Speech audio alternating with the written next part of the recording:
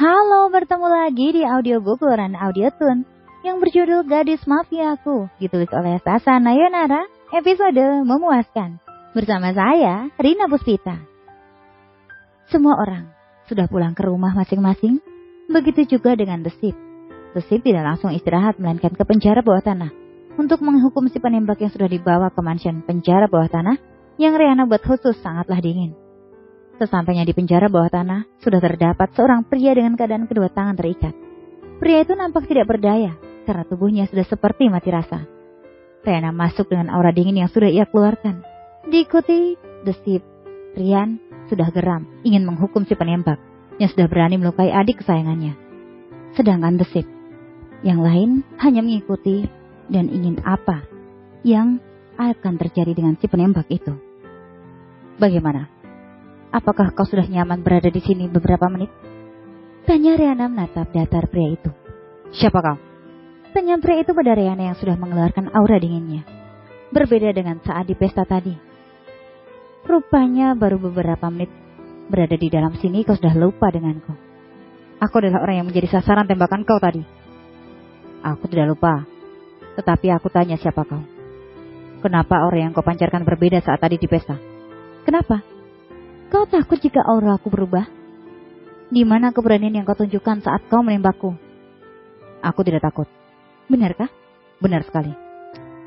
Jika kau tidak menganggapku, aku tidak akan membuat kau hanya tinggal nama. Aku tidak takut jika kau ingin membunuhku. Yang jelas, aku sudah menyelesaikan tugasku untuk menembak kau. Baiklah. Kau sudah menyelesaikan tugas dengan baik. Sekarang, giliran aku menyelesaikan tugasku. Ucap Rihanna, mengeluarkan seringai jahatnya. The Ship sudah dibuat bergidik ngeri ketika seringai jahat Rihanna muncul. The Ship tidak habis pikir dengan pria itu yang masih berani berucap untuk pada Rihanna. Habislah kau, bangunkan singa betina tidur. Kau, dasar bodoh, bermain-main sama iblis.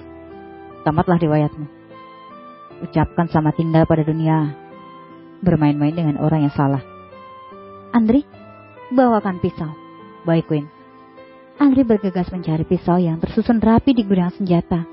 Tidak berapa lama Andri kembali dengan membawa pisau yang sangat tajam. Kemudian ia memberikan kepada Rihanna. Baiklah, mari kita selesaikan tugasku. Ucap Rihanna sudah memegang pisau yang diberikan Andri tadi. Rihanna berjalan perlahan mendekati pria itu dengan seringai tidak henti dari bibirnya. Pria itu sebenarnya merasa takut, tetapi ia tidak boleh menampakkan ketakutannya. Pisau Rihanna sudah mulai menggores tangan pria itu. Goresannya berhasil membuat darah segar pria itu keluar sedikit demi sedikit. Tangan kau terlalu nakal, makanya kau lukai sedikit biar berhenti nakal. Ucap Rihanna sambil masih menggoreskan ujung pisaunya di tangan pria itu. Kenapa tidak berteriak? Kau memuaskan ya pisau ini? Baiklah. Kita ganti sekarang agar lebih memuaskan kau sebelum pergi ke alam sebelah. Ucap Rihanna menghentikan aktivitasnya. Pria itu masih diam, tidak bersuara walau sebenarnya goresan pisau Rihanna berhasil membuatnya sakit. Indra, cepat ambilkan senjata kesayanganku. Kasihan pria ini, tidak terlalu lama menunggu. Siap, Queen. Indra pun bergegas berlari mengambil senjata kesayangan Rihanna yang berada di kamar Rihanna. Sambil menunggu kedatangan Indra, Rihanna menghampiri Rian yang dari tadi diam tanpa bersuara. Kenapa diam, abang? Aku ingin sekali menembaknya, tetapi kamu kayaknya bakal menghabisinya sebelum abang menembaknya. Itu yang membuat abang diam? Baiklah. Evan, ambilkan pistol untuk abangku. 5 menit waktu untuk mengambil. Evan yang hanya diberi waktu 5 menit untuk mengambil senjata itu langsung berlari kencang menuju gudang senjata. Tidak lama kemudian Indra dan Evan secara bersamaan masuk ke dalam penjara bawah tanah dengan masing-masing membawakan senjata yang diminta Rihanna. Indra dan Evan segera memberikan kedua senjata itu pada Rihanna. Kemudian Rihanna mendekati pria itu lagi dengan membawa senjata kesayangannya yang tak lain adalah sebuah pedang samurainya.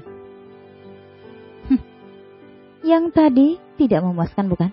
Baiklah, sekarang senjata kesayanganku yang akan memuaskan kau. Rihanna mengangkat kedua pedang samurainya dan kedua pedang samurai Rihanna berhasil memisahkan kedua tangan pria itu dengan sekali tebasan.